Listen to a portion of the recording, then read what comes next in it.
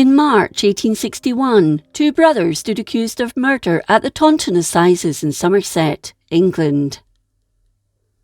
Not far from the village of Dundry near Bristol, 75-year-old George Waterman lived in a little rundown cottage with his 73-year-old wife, Sarah. The couple owned the cottage and had an acre of garden ground, which included an orchard. Although the pair were financially stable, George kept a cow and sold milk to the locals as a way of earning a little more money. The former soldier was believed to have money hidden somewhere in his home, and this was widely speculated about in the village. On the night of Wednesday 9th January 1861, the couple sat by the roaring fire. They chatted while Sarah did some sewing. Sometime between 6 and 7 o'clock, there was a knock at their door, so George went to answer it. Before opening the door, he asked who was there, and the reply came back, John, the Winford policeman. Now confident as to who it was, George opened the door. There was no police officer, but instead 2 men were standing there. Before he could ascertain what they wanted, George was struck hard on the forehead by one of them with a stick. Dazed, he staggered back into the body of the cottage, where he was once again attacked, several blows raining down on him from the stick. When he regained his composure, the men demanded he go upstairs and show them where he kept his money. He repeatedly told them to spare his wife as he went up the stairs, and said the only money they had in the house was in a box in the bedroom, which they emptied of its 11 shillings and 6pence. They then ransacked the upstairs, looking for anything of value, including under the mattress, where 2 pistols were kept. They pointed one of these at George and threatened to shoot him. They tore open drawers and took an old silver watch, George's medal, and a bottle of brandy. They then pulled the old man downstairs to the kitchen, adamant there was more money to be found in the property. There was a silver watch on the table, so one of the thieves grabbed it. One of them then took George to the milk house, tied his hands behind him, bound his legs together, then tied him to the leg of the bacon stand.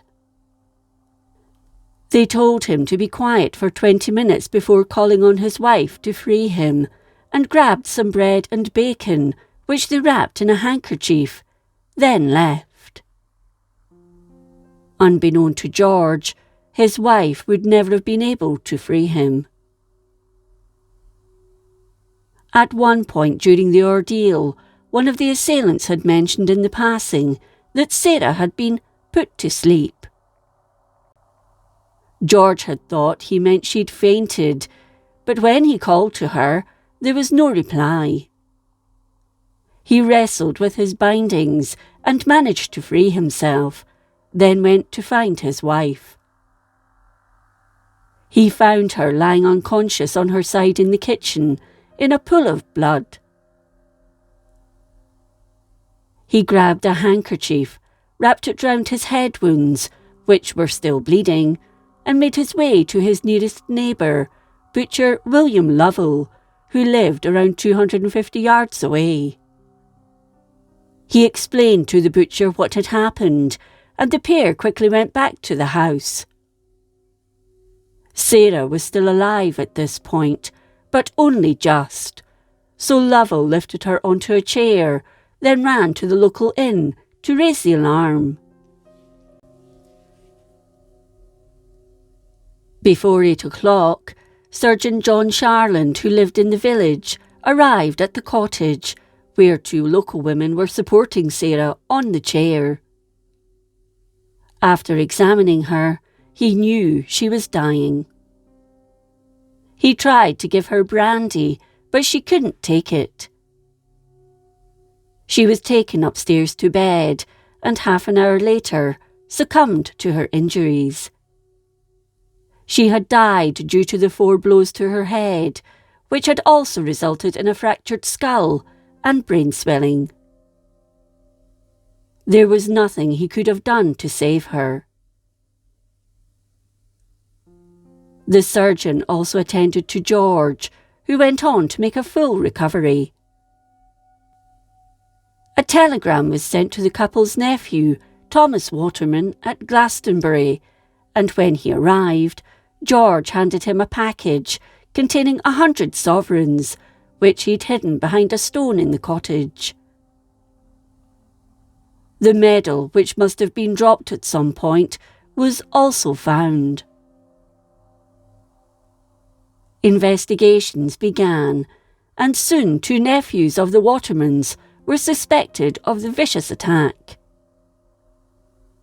22-year-old Charles Wedmore was in the Royal Marines, while his 31-year-old brother Matthew was a labourer and waterman at Bristol docks. Charles had had some leave and had visited Dundry on New Year's Day 1861, but he didn't return to his unit after his leave time was up. He'd spoken to John Keevil at the stable belonging to the Reverend Charles Boutflower, asking where the Watermans lived, and Keevil, the gardener, had taken him there. It transpired Keevil had formerly been a police constable in the area, and when he knocked on the door, Sarah had asked who it was. He had replied that it was John, the old policeman. Keevil and Wedmore had sat in the house talking to Sarah as her husband was at church, but it seems she didn't recognise her nephew. After the visit, George noticed a cutlass was missing.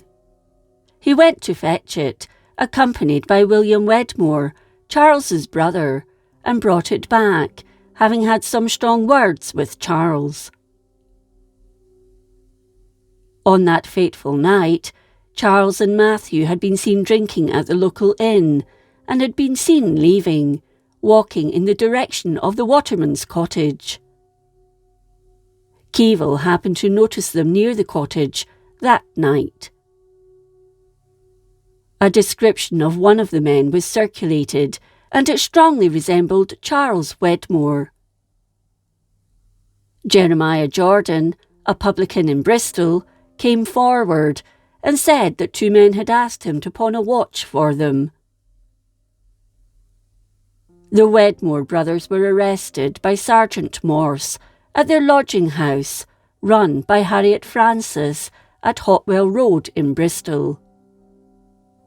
It was not straightforward, as Charles fired a pistol he'd stolen from the cottage at the police officers, but they were soon subdued. The pair were taken to the Clifton police station, then in the morning were transferred to Burton, then to Dundry, where they were paraded in front of George. He identified them as his attackers. Both men went on to blame the other.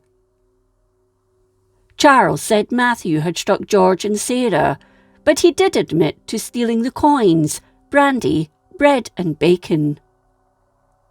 Matthew, on the other hand, claimed it was all Charles's idea, and that he'd been persuaded by his brother to commit the robbery.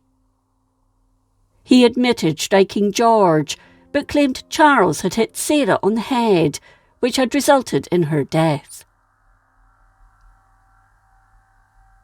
The pair stood trial in Taunton on Friday 22nd March 1861 before the judge, Samuel Martin, better known as Baron Martin. The prosecution case was led by Mr. Cole and Mr. Beer, while the Wedmores were defended by Mr. Speake. They both pleaded not guilty. During proceedings, It transpired George and Sarah had sold the cottage 2 weeks before the attack to William Wedmore, and this was thought to be the reason for the robbery. It was expected the money from the sale was somewhere in the cottage. The pair were found guilty of the murder of Sarah and sentenced to death. They were executed in front of the county jail at Taunton on 5th April by William Calcraft. A large crowd looked on. George Waterman went to live with his nephew Thomas and died peacefully in 1877 in Devon.